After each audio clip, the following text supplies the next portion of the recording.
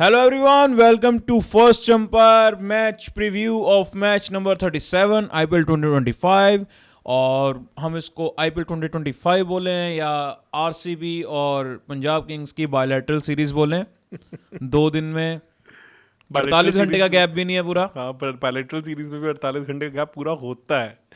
मतलब 7:30 बजे अगर मैच है तो एक दिन छोड़ के फिर 7:30 बजे होता है या तो 3:30। और अब ये समझो कि जो पहला मैच था वो लेट खत्म हुआ। इतना लेट खत्म हुआ, वो ऑलमोस्ट 12 बजे खत्म हुआ था बिल्कुल सही। और अगला मैच 3:30 बजे। प्लेयर्स के लिए यार क्या टैक्सिंग हो जाता है।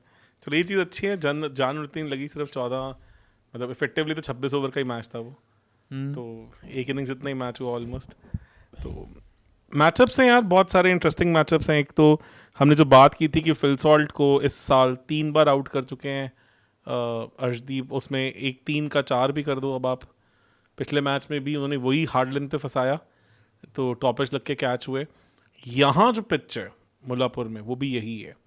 मुल्लापुर में इनटू द पिच बॉल्स फंसती हैं, हमने देखा था केकेआर के अगेंस्ट, और स्पिनर्स को भी हेल्प रहती है बिकॉज थोड़ा ड्राई सरफेस होता है। यहाँ थोड़ी अनकन्वेंशनल सॉइल यूज़ होती है जिसके चलते जो आज हीट वेव चल रही है उसके कारण पिच उतनी ट्रू बिहेवियर नहीं दिखा पा रही और अप एंड डाउन रहता है। तो अर्शदीप से फिर से आप उस तरह की लेंथ, उस तरह की बॉल एक्सपेक्ट कर सकते हो। तो वो एक इंटरेस्टिंग मैचअप रहेगा। और अगर हम और बात करें तो Chahal definitely is back in form for Punjab, तो वो भी एक इंटरेस्टिंग मैचअप रहेगा। पिछले मैच में उन्होंने रजत पाटीदार को फंसाया और रजत पाटीदार की स्पिन के अगेंस्ट स्ट्राइक रेट 182 की इन मिडल ओवर, जो कि बहुत ज़्यादा बढ़िया है। तो वो चीज़ नलीफाई करनी ज़रूरी है और उसी पे काम करेगा पंजाब। और टिम डेविड को मुझे लगता है कि शायद प्रमोशन मिल जाए और शायद उनको बैक करने के लिए रोमारियो शेफर्ड खेलें और शायद हम लिविंगस्टन को अब टाटा बाय बाय बोलते हुए देखें।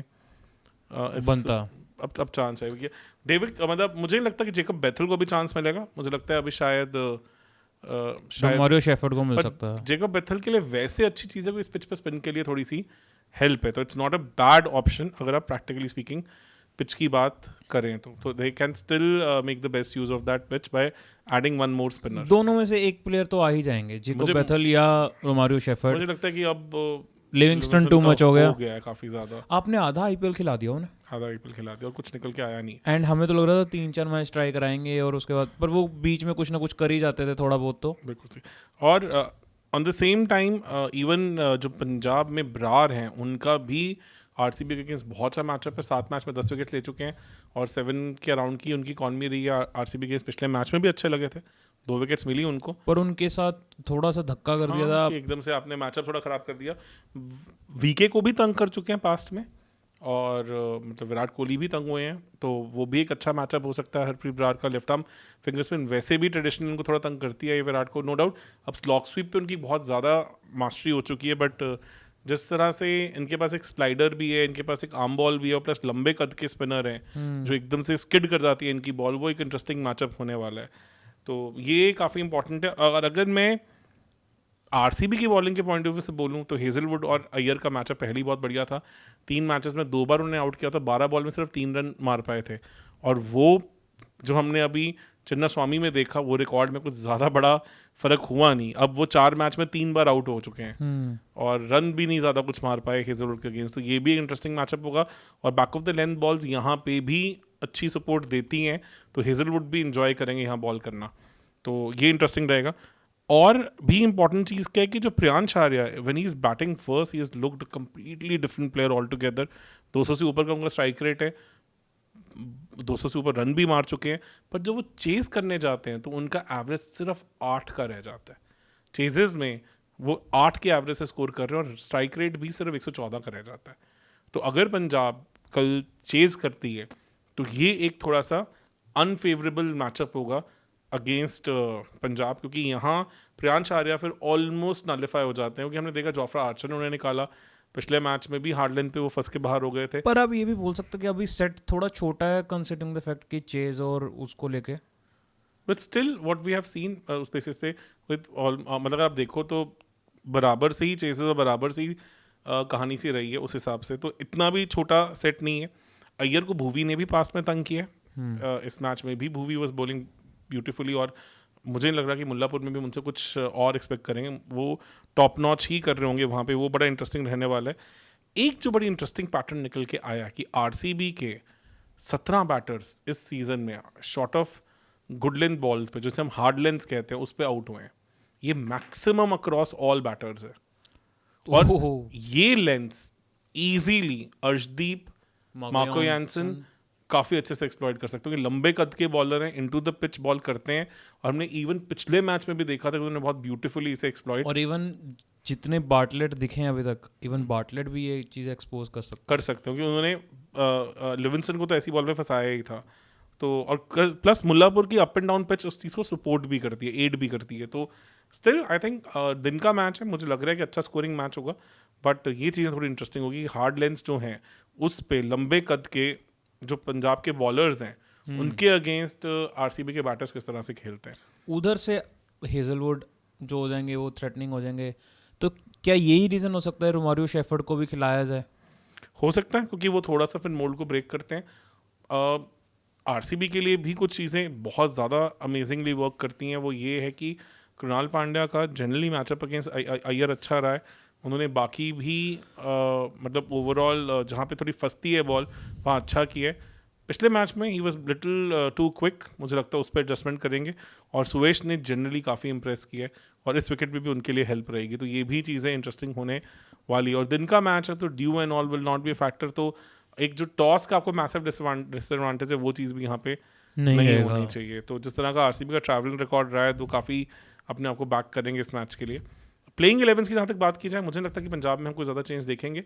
प्रियांश आर्या, प्रभसिमरन अय्यर, निहाल वडेरा, उसके बाद जॉस इंग्लिश या मैक्सवेल, दोनों में से किसे लेके आना चाहते हैं वो एक टॉसअप रहेगा। उस मैक्सवेल के साथ आपके पास एक्स्ट्रा स्पिन बॉलिंग ऑप्शन भी आएगी। और इंग्लिश भी उस तरह की मतलब जो थोड़ी अप एंड डाउन विकेट्स है उतने इतने कंफर्टेबल तो नहीं दिखे हैं 2 मैचेस में। तो ये एक मे भी एक मैचअप हो सकता है जो थोड़ा यूज़ हो सकता है। तो 5-6 पे स्टोइनिस, 7 पे आपके पास शशांक सिंह को जाते हैं, एंड फिर 8 पे आपके पास मार्को यानसन, 9 पे आपके पास हरप्रीत ब्रार, 10 पे आपके पास अर्शदीप आ जाते हैं, 11 पे आपके पास या ज़ेवियर बाटलेट, इन दोनों में से किसी भी एक 10-11 हो सकते हैं। एंड देन आपके पास चहल है जो इम्पैक्ट प्लेयर की तरह यूज़ हो सकते हैं। तो ये बहुत सॉलिड 12 दिख रही है अब फाइनली, जो दिख रहा है कि ये अच्छा कर सकती है। ऑन द क्वांटिटी अगर हम आरसीबी की बात करें तो वहाँ भी मुझे लग नहीं रहा है। एक मुझे लगता है पडिक्कल डेफिनेटली वॉक इन करेंगे वापस। तो विराट कोहली और salt open, 1 down Padikkal, 2 down पटीदार, 3 डाउन। अब मुझे लग रहा है कि शायद यहाँ चेंज हो, हम बैथल को देखें या टिम डेविड को ऊपर आके नीचे हम शायद फिर रोमारियो शेफर्ड को देखें। और देन नंबर 5 अभी के लिए मैं मान लेता हूँ कि मे बी रोमारियो शेफर्ड या जेकब बैथल। नंबर 6 पे टिम डेविड, नंबर 7 पे देन आपके पास कृणाल पांड्या हो जाते हैं। तो ये काफ़ी आपका भी सॉर्टेड सा बैटिंग ऑर्डर है।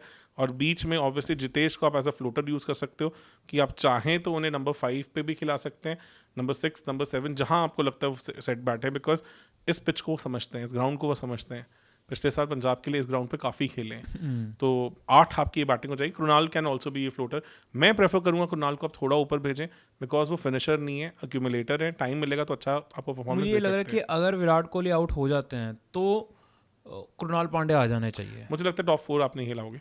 उसके बाद में भी नंबर 5 पे you can still play around with things. जो अक्षर कर रहे हैं 2 डाउन के ऊपर आ रहे हैं, वो चीज़ आप भी कर सकते हो यहाँ पे। Krunal can be at number 5। तो 8 आपका काफ़ी हद तक सॉर्टेड है।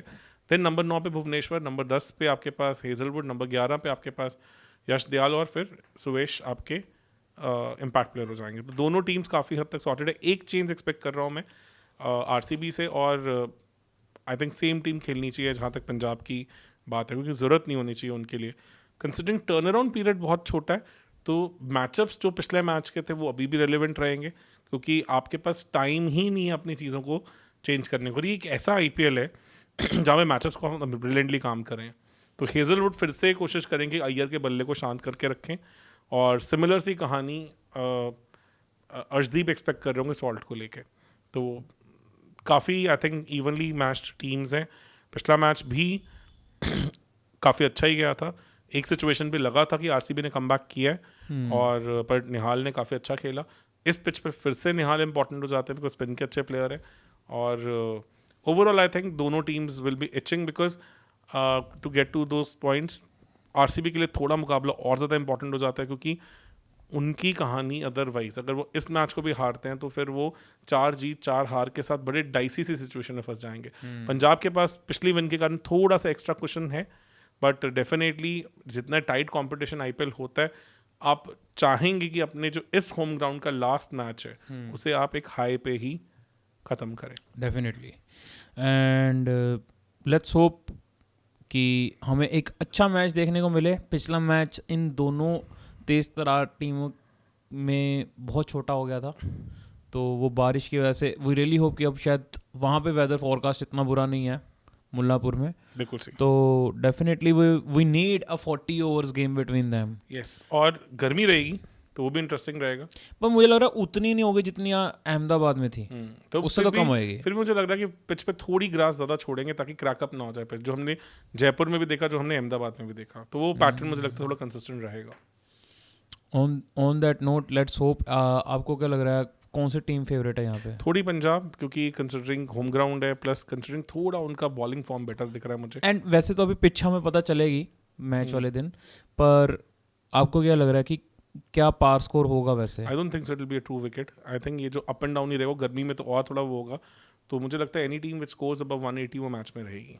एंड 200 में आप खत्म कर आप दोगे? दूसरी टीम को फिर काफ़ी ज़्यादा मैच से बाहर कर सकते हैं। चलिए सर, उम्मीद करते हैं कि वी गेट टू सी ए 180 वाला ही मैच जिसमें दोनों टीम्स ही गेम में रहती हैं, और टाइट बढ़िया एक मैच। टाइट मैच, बढ़िया मैच हो। इन दोनों टीम्स में नहीं होगा तो और किस में होगा, किस में होगा? क्योंकि दोनों की ही इस बार फैन आर्मीज अच्छी खासी एक्टिव दिख रही हैं। और काफ़ी इवनली मैच टीम्स हैं। एग्जैक्टली। हमने लास्ट मैच में during pre match even player to player analysis भी किया था, काफ़ी हद तक वो सिमिलर सा आया था, तो क्लियरली उन चीज़ पे काफ़ी फोकस होएगा। चलिए sir, thank you so much, and thank you so much guys for joining. आप भी कमेंट सेक्शन में हमें ज़रूर बताएं कि आपको कैसे लगा, एंड अगर आपको हमारी वीडियो अच्छी लगी तो ज़रूर जाते जाते सब्सक्राइब ज़रूर करिएगा। Thank you so much. Thank you.